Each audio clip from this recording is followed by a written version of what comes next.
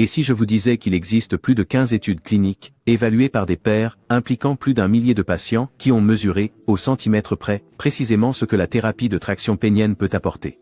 Il ne s'agit pas d'allégations marketing, ni de photos avant-après provenant d'utilisateurs anonymes, mais de véritables données cliniques, publiées dans des revues médicales et examinées minutieusement par des chercheurs indépendants.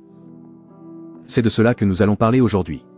Alors, entrons dans le vif du sujet. Les chiffres obtenus à travers ces différentes études sont remarquablement cohérents et concordants. Les hommes qui utilisent un dispositif de traction pénienne de manière quotidienne, sur une période de 3 à 6 mois, constatent un gain moyen situé entre 1,3 et 2,3 cm. C'est à peu près un demi-pouce à juste un peu moins d'un pouce.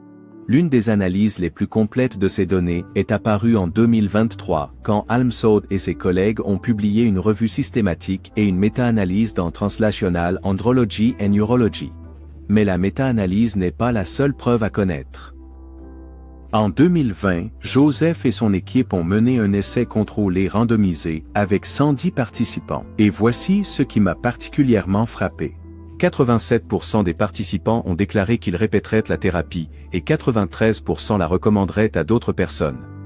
Maintenant, qu'en est-il de la sécurité? Dans l'ensemble des principales études cliniques, aucun événement indésirable grave n'a été signalé.